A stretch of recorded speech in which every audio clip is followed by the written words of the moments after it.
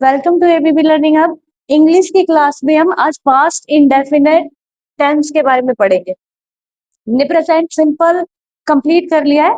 Present perfect, present continue और present perfect, चारों उसके प्रेजेंट के चारों पार्ट हमने कर लिए। उनमें हमने क्या सीखा, एक बार थोड़ा रिवाइज कर लेते हैं कि हमने सीखा प्रेजेंट सिंपल,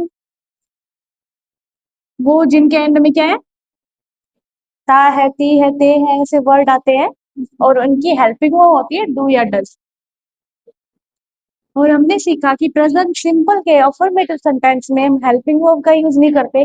सेम वैसे ही पास्ट इंडेफिनिट टेंस के अफर्मेटिव सेंटेंस में हम हेल्पिंग वर्ब का यूज नहीं करेंगे। फिर हमने प्रेजेंट कंटिन्यूस करा, उसमें क्या है, काम कंटिन्यू कोई चल रहा हो, यानी काम कंटिन्यू हो, उसमें क्या है, हम पास्ट कंटिन्यू करते हैं।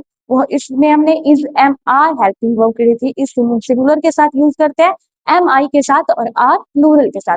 फिर हमने past perfect, sorry present perfect, has have, फिर present perfect continuous, has have been, इन सब के बारे में पढ़ा।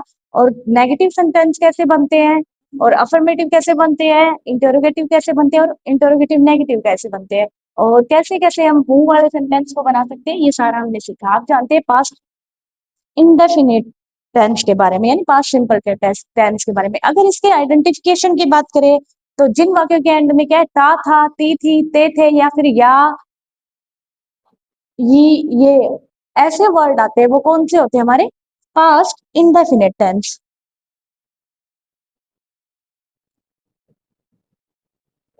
अगर आइडेंटिफिकेशन की बात करें तो यानी हिंदी वाक्यों के अंत में क्या आ रहे हो, जिन वाक्यों के अंत में ता था, ती थी, ते थे या ये आदि शब्द आते हैं, वो कौन से होते हैं, पास्ट इंडेफिनिट या पास्ट सिंपल टेंस।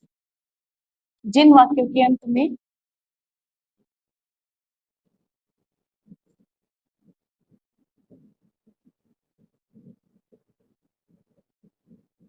में ता था, ती थी, ते थे या फिर या ये और ये आदि शब्द आते हैं,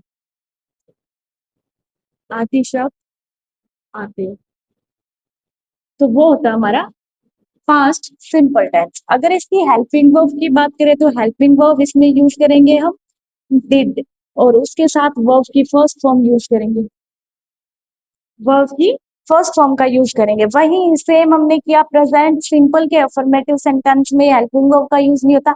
सेम उसी तरह से पास्ट इंडेफिनेट यानी पास्ट सिंपल में भी अफर्मेटिव सेंटेंस में हेल्पिंग वर्ब का यूज नहीं होता। इसकी जगह पे क्या होगा, अफर्मेटिव सेंटेंस होने पे हम वर्ब की सेकंड फॉर्म का यूज करेंगे, हेल्पिंग वर्ब यूज नहीं होती इसमें।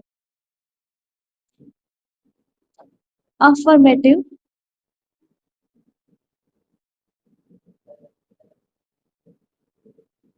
सेंटेंस में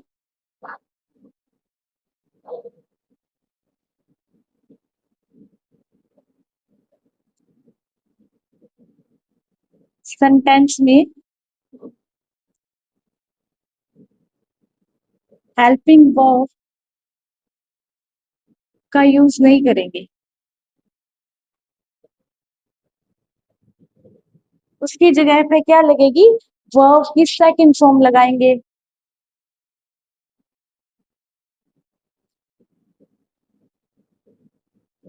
उसकी जगह वर्ब की सेकंड फॉर्म लगेगी, यानी अफर्मेटिव सेंटेंस होगा हमारा सकारात्मक वाक्य जिसमें नो डब्ल्यू एच वर्ड कुछ भी ना हो, वो सिंपल से सेंटेंस जो हमसे क्या है, एकदम सकारात्मक हो, ठीक है, वो वाले सेंटेंस अफर्मेटिव सेंटेंस होते हैं, उनमें हेल्पिंग वर्ब का यूज नहीं करेंगे पास्ट इंडेफिनेशन, सॉरी इंडेफिनेट के। उसमें क्या है, वर्ब की सेकंड फॉर्म लगेगी। अगर वही प्रेजेंट सिंपल की बात करें तो उसमें वर्ब की फर्स्ट फॉर्म के साथ एस या ई एस लगता है, और क्या है, अगर सिंगुलर है तो एस या ई एस लगाएंगे, प्लूरल है तो सीधा वर्ब की फर्स्ट फॉर्म लगाएंगे। लेकिन पास्ट इंडेफिनेट, सॉरी इंडेफिनेट में हम क्या करेंगे, सीधा वर्ब की सेकंड फॉर्म लगाएंगे, हेल्पिंग वर्ब नहीं लगेगी। कैसे बनेगा भाई ये वाला सब्जेक्ट सेंटेंस, अफर्मेटिव सेंटेंस का मेथड क्या होगा, उसमें सब्जेक्ट प्लस वर्ब की सेकंड फॉर्म प्लस ऑब्जेक्ट, इतना सा सेंटेंस बनेगा। अब हम करके देखते हैं। जैसे वह मंदिर गया, एग्जाम्पल से करके देखते हैं, वह मंदिर गया। इसमें क्या स्टार्टिंग में हमें क्या लगाना है, अपना सब्जेक्ट लगाना है। सब्जेक्ट यहाँ पे क्या है, वह है। अगर लड़के की बात हो रही है तो हम लगा देंगे ही। यहाँ पे गई होता तो यहाँ पे लगाते हैं हम सी। ही के बाद वर्ब की सेकंड फॉर्म, वर्ब क्या है, जाना, गो, ठीक है। तो इसकी सेकंड फॉर्म क्या होगी, go went. He went to, कहाँ पे, मंदिर। He went to the temple.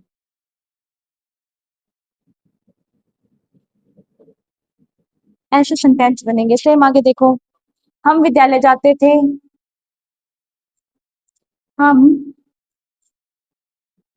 विद्यालय जाते थे।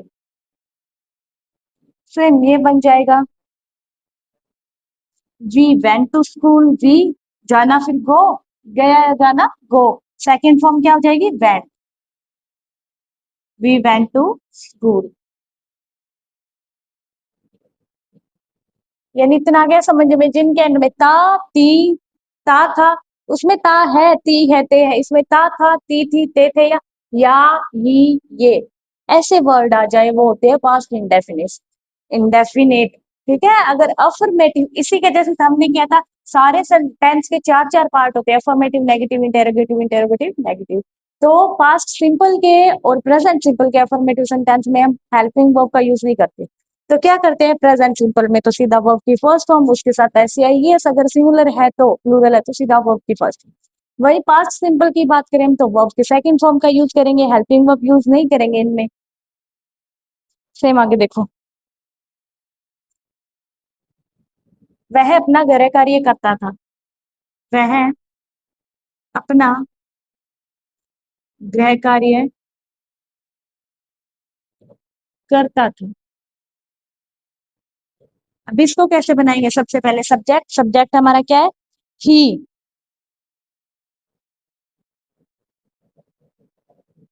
यहाँ पे करना, करना क्या होता है, डू। तो डू की सेकंड फॉर्म होती है डिड, जैसे डू, डिड, डन। ये हेल्पिंग वर्ब वाली डिड नहीं है, ये मैन वर्ब वाली डिड है, ठीक है। यहाँ पे तो क्या होगा, सबसे पहले ही हमारा सब्जेक्ट है, हमने लिख दिया। फिर क्या लगेगी, वर्ब की सेकंड फॉर्म।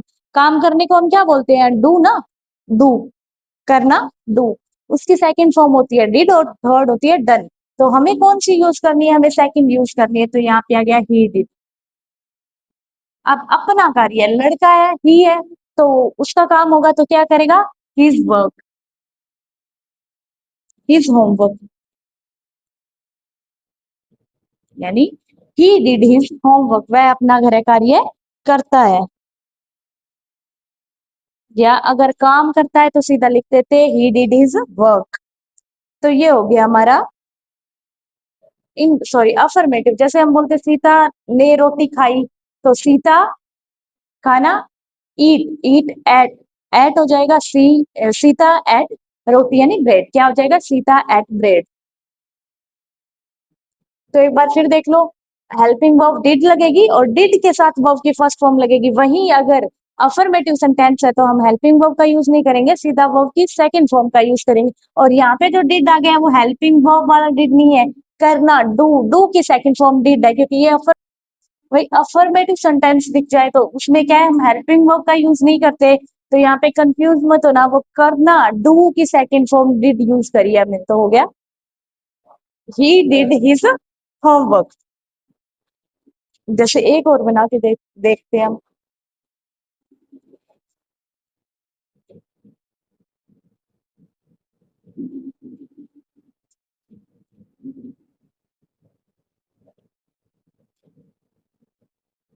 जैसे सीता ने रोटी खाई,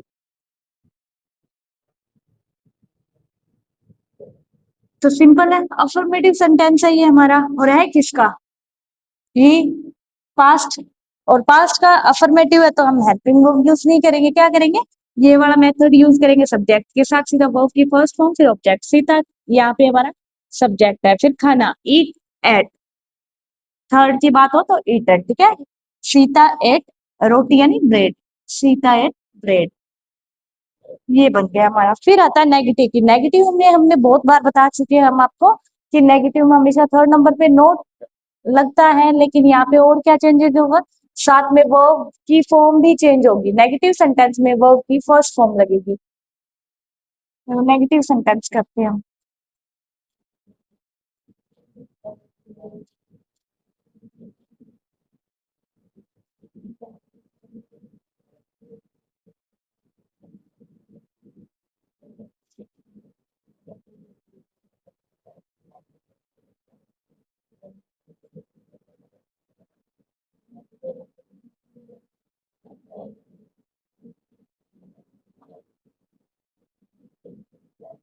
नेगेटिव सेंटेंस। नेगेटिव सेंटेंस में क्या है, सबसे पहले हम इसमें क्या करेंगे यूज, सब्जेक्ट।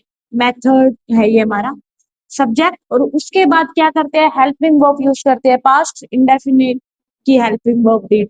और थर्ड नंबर पे हमेशा क्या लगेगा, नोट लगेगा। सब्जेक्ट डिड प्लस नोट, और फिर क्या लग जाएगा, वर्ब की कौन सी फॉर्म लगेगी, अफर्मेटिव में सेकंड फॉर्म लगेगी। अगर पास्ट सिंपल का है तो, नेगेटिव है सेम पास्ट सिंपल का तो वर्ब की फर्स्ट फॉर्म लगाएंगे हम। फिर ऑब्जेक्ट, फिर एक्सेट्रा भी बचे वो लिख दो एंड में कोमा। अब देखो इसको बना के देखते हैं हम।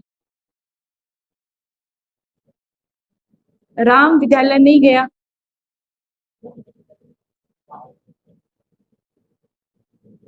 नहीं गया। एंड में या आ गया, पास्ट है। नोट आ गया तो क्या है, पास्ट इंडेफिनेट है ये। या आ गया एंड में, और नोट आ गया तो नेगेटिव। ये कौन सा सेंटेंस हो गया, पास्ट सिंपल का नेगेटिव सेंटेंस हो गया। नेगेटिव में थर्ड नंबर पे नोट लगेगा। और हमने ऊपर कर भी लिया कि अफर्मेटिव के अलावा नेगेटिव, इंटेरोगेटिव और इंटेरोगेटिव में तीनों में क्या है, डिड हेल्पिंग वर्ब यूज होगी और वर्ब की फर्स्ट फॉर्म का यूज करेंगे हम। तो यहाँ पे सब्जेक्ट हमारा क्या है, राम है, तो हमने सबसे पहले क्या कर दिया, राम। फिर डिड, क्योंकि पास्ट सिंपल है तो डिड लगेगा। फिर नोट, थर्ड नंबर पे नोट। फिर वर्ब की फर्स्ट फॉर्म यहाँ पे जाना, गो। फिर ऑब्जेक्ट टू स्कूल। फिर हमने क्या लगा दिया, यानी Ram did not go to school. अब मैंने उसे नहीं पीटा, मैंने उसे नहीं पीटा।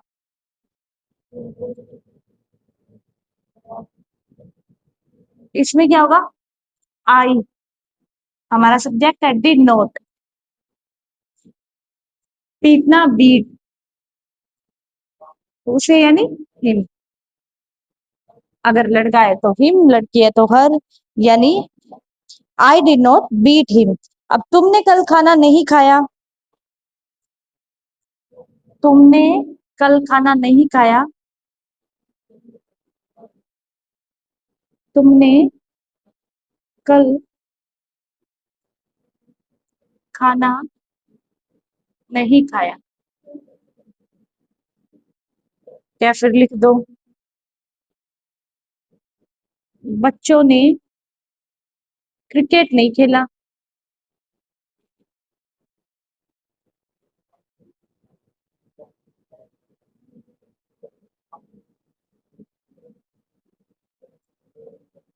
अब तुमने कल खाना नहीं खाया, यू, तुम यानी यू, सब्जेक्ट है हमारा।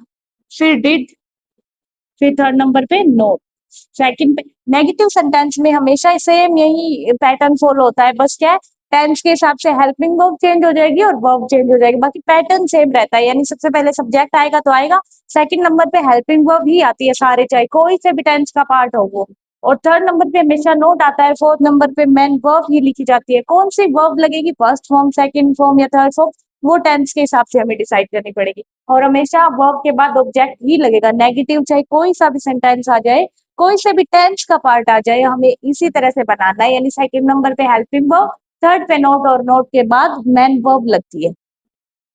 तो यू डिड नोट, खाना, खाने को हम इंग्लिश में क्या बोलते हैं, ईट। यानी खाने वो वर्ब को हम क्या बोलते थे, ईट। फर्स्ट फॉर्म लगेगी तो ईट, यू डिड नॉट ईट। फिर ये वाला खाना, फूड। अब सब्जेक्ट तक हो गया हमारा, सॉरी ऑब्जेक्ट तक होगा, फिर एक्सेट्रा क्या बच गया, कल। लिख दो फिर यस्टरडे।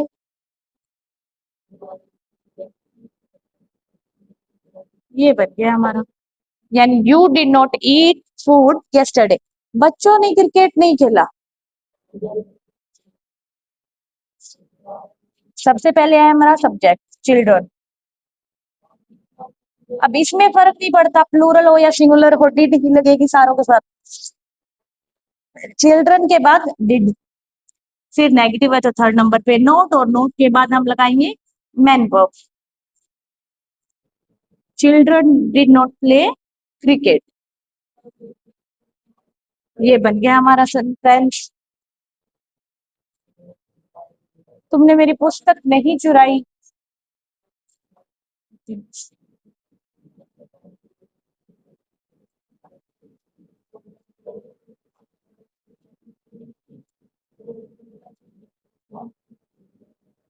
अब इंडेफिनेट सॉरी इंटरोगेटिव देखो, जैसे तुमने मेरी पुस्तक नहीं चुराई, ये नेगेटिव है ना, तो सबसे पहले हम सब्जेक्ट यू, फिर डिड नॉट, फिर स्टील माई बुक। अब करते हैं इंडेफिनेट सॉरी इंटरोगेटिव सेंटेंस।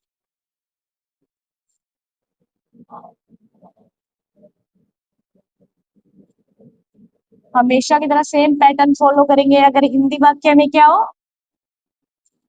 अगर हिंदी वाक्य में वाक्यों के शुरुआत में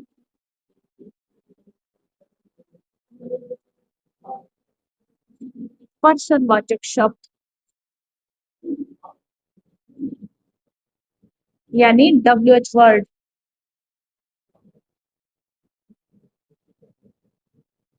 आए तो कौन सा पैटर्न फॉलो करते हैं हम। आगे अब देखो, स्टार्टिंग में आएगा तो हम इंग्लिश के ट्रांसलेशन में क्या करेंगे, इसको भारी करेंगे सीधा, और किससे हमारे सेंटेंस स्टार्ट करेंगे, हेल्पिंग वर्ब से। और हेल्पिंग वर्ब इसकी क्या है, डिड है, तो हम सबसे पहले क्या लगाएंगे, डिड लगाएंगे, और डिड के बाद आएगा सब्जेक्ट। डिड के बाद आ जाएगा सब्जेक्ट, और सब्जेक्ट के बाद हम क्या करेंगे, मैन वर्ब लगाएंगे। क्या लगाएंगे, मैन वर्ब्स। और मैन वर्ब की यहाँ पे फर्स्ट फॉर्म लगेगी, फिर ऑब्जेक्ट लगाएंगे, फिर एक्सेट्रा कुछ भी बचता है तो लगा देंगे, प्लस है तो क्वेश्चन मार्क लगाएंगे। क्वेश्चन मार्क के बिना आपका ये कंप्लीट नहीं बनता है, यानी सबसे पहले डिड, फिर सब्जेक्ट, फिर मैन वर्ब लगाएंगे, फिर ऑब्जेक्ट लगा देंगे, फिर एक्सेट्रा कुछ भी बचता है तो लगा देंगे। अगर क्या हो, पर्सनवाचक शब्द बीच में हो तो, शब्द बीच में हो तो,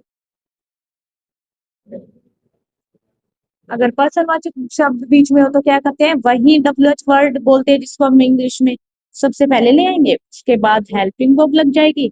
आगे सेम पैटर्न फॉलो होता है, फिर सब्जेक्ट आएगा हमारा, फिर वर्ब की फर्स्ट फॉर्म आ जाएगी, फिर ऑब्जेक्ट, फिर एक्सेट्रा कुछ भी है वो बचता हुआ लिख देंगे, एंड में क्वेश्चन मार्क आ जाएगा। अब देखो इनको बना के देखते हैं। क्या तुम मंदिर गए, क्या तुम मंदिर गए। अब इसमें देखो कहाँ है पर्सनवाचक शब्द, स्टार्टिंग में है या एंड में है, स्टार्टिंग में आ गया ना, यानी सबसे पहले हमारा क्या आ गया इसके अंदर, क्वेश्चन मार्क आ गया, तो हम क्या करेंगे, इंग्लिश में ट्रांसलेशन करते वक्त इसको हटा देंगे। तो हम किससे अपने सेंटेंस की शुरुआत करेंगे, हम सेंटेंस की शुरुआत करेंगे डिड के साथ, क्योंकि हेल्पिंग वर्ब के साथ यूज करेंगे, और ये पास्ट सिंपल का है तो डिड। फिर आ जाएगा सब्जेक्ट, डिड यू, फिर first form go to temple.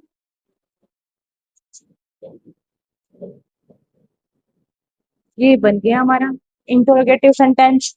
Did you go to temple, क्या तुमने कल खाना खाया था, या फिर क्या तुमने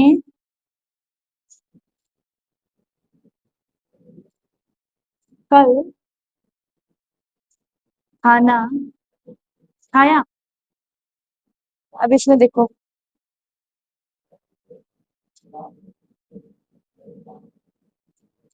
इसमें क्या हो जाएगा, क्या तुमने कल खाना खाया था? सेम, डिड यू खाना, ईट, फिर ऑब्जेक्ट फूड, फिर क्या हो गया, ईट फूड, क्या बच गया अब हमारा, एक्सेट्रा में कुछ बच गया क्या? ऑब्जेक्ट भी आ गया, सब्जेक्ट भी आ गया, मैन वर्ब भी यूज कर ली हमने, सब्जेक्ट भी यूज कर लिया। अब ईटी से लिखते हैं ना, ये वाला कुछ एक्स्ट्रा वर्ड बच जाए तो ये बच गया, यस्टरडे, फिर एंड में आ गया क्वेश्चन मार्क। अब सेम देखो आगे, अब ये देख लो, सीता कल कहाँ गई थी, कहाँ गई थी। अब इसमें देखो डबल वर्ड का है, बीच में है, तो हम इसको क्या है सबसे पहले लगा देंगे वेयर, वेयर, फिर डिड, फिर हमारा सब्जेक्ट सीता, फिर वर्ब की first form, where did Sita go, फिर आगे क्या बच गया, इसमें ऑब्जेक्ट है नहीं, फिर क्या बच गया हमारा, यस्टरडे, तो लगा दिया हमने यहाँ पे यस्टरडे। एंड में फिर से क्वेश्चन मार्क आ गया, तो ये हो गया इंटरोगेटिव सेंटेंस। अब बात करते हैं हम इंटरोगेटिव नेगेटिव।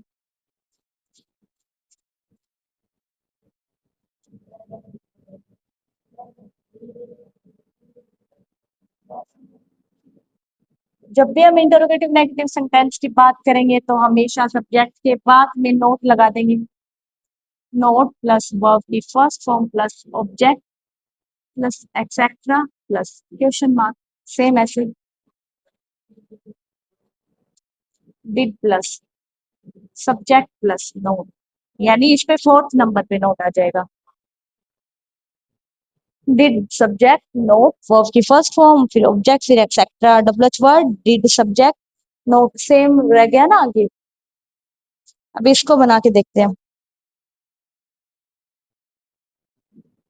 एग्जाम्पल। तुमने अपने दांत साफ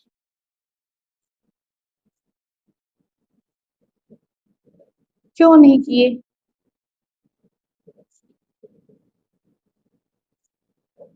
अब इसमें नोट भी है और क्वेश्चन मार्क भी है और डबल वर्ड भी आ गया, तो कौन सा है, इंटरोगेटिव नेगेटिव, तो ये वाला ऊपर वाला क्या है, पैटर्न हम फॉलो करेंगे। अब इसमें बीच में है तो ये डबल वर्ड स्टार्ट में आएगा, वाई डिड, फिर हमारा क्या है सब्जेक्ट यू, नोट।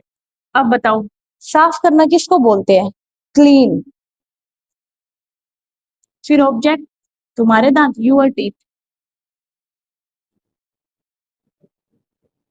फिर क्वेश्चन मार्क, यानी why did you not clean your teeth.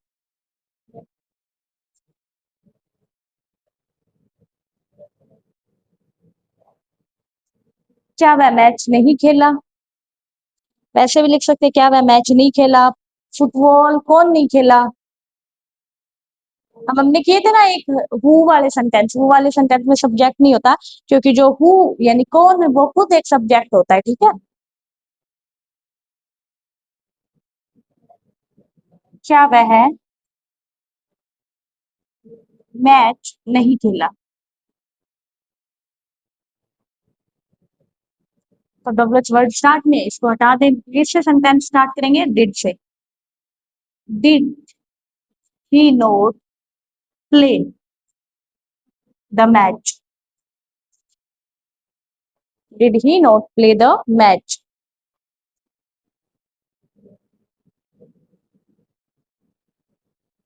वही हु वाले सेंटेंस करते हैं हम एक,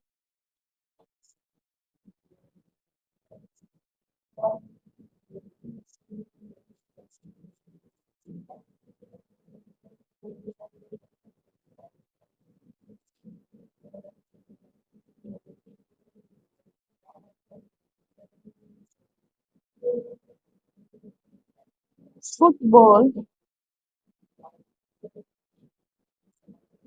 कौन नहीं खेला, तो आ गया ना कौन यानी हु, तो ये वाला सेंटेंस जो होता है जिसमें हु आ जाए यानी कौन, वो जो हु कौन वर्ड है वो हमारा क्या होता है, खुद एक सब्जेक्ट होता है, तो उसी से स्टार्ट करेंगे WH वर्ड, उसके बाद क्या लगा देंगे हम, did. Who did not, subject अब इसको ही मान लीजिए, तो क्या हो जाएगा, note. Who did not play the football.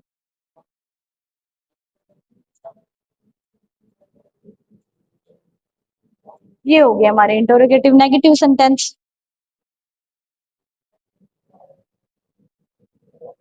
तो ये कंप्लीट हो गया हमारा पास्ट इंडेफिनिट टेंस। इसमें क्या था, हमने इसमें किया कि हम क्या है, अफर्मेटिव, सॉरी, जिसके एंड में क्या हो, था, ती, ते थे, या फिर या, ये आदि शब्द आते हो, पास्ट इंडेफिनेशन, इंडेफिनेट की क्या है, डेफिनेशन होती है वो। और हम हेल्पिंग वर्ब कौन सी यूज करते हैं, डिड, और उसके साथ डिड के साथ वर्ब की फर्स्ट फॉर्म यूज करते हैं। अगर बात आ जाए अफर्मेटिव सेंटेंस की, अफर्मेटिव सेंटेंस में चाहे वो प्रेजेंट सिंपल का हो या पास्ट सिंपल का, हम हेल्पिंग वर्ब यूज नहीं करते। पास्ट सिंपल में वर्ब की सेकंड फॉर्म यूज करते हैं, वहीं प्रेजेंट सिंपल में हम वर्ब की फर्स्ट फॉर्म के साथ एस या ईएस यूज करेंगे। अदरवाइज बाकी जो 3 सेंटेंस बचते हैं उन चारों के साथ हम हेल्पिंग वर्ब का यूज करते हैं। इसके अंदर हम डिड का यूज करेंगे, चाहे वो सिंगुलर हो या प्लूरल, दोनों सब्जेक्ट के लिए डिड का यूज करेंगे और वर्ब की फर्स्ट फॉर्म का यूज करेंगे। और हु वाले सेंटेंस में हम सब्जेक्ट की, ये जो कौन है, इसमें सब्जेक्ट नहीं होता क्योंकि ये WH वर्ड खुद आ जाता है, ठीक है, हु, इसी को हम सब्जेक्ट के तौर पे मानते हैं। तो आज के लिए बस इतना ही। पास्ट इंडेफिनेशन, सॉरी, इंडेफिनिट, इसके साथ हमारा क्या ट्रांसलेशन खत्म होती है। कल हम इसके कीवर्ड्स और इसकी जो एक्शन है उसके बारे में सीखेंगे।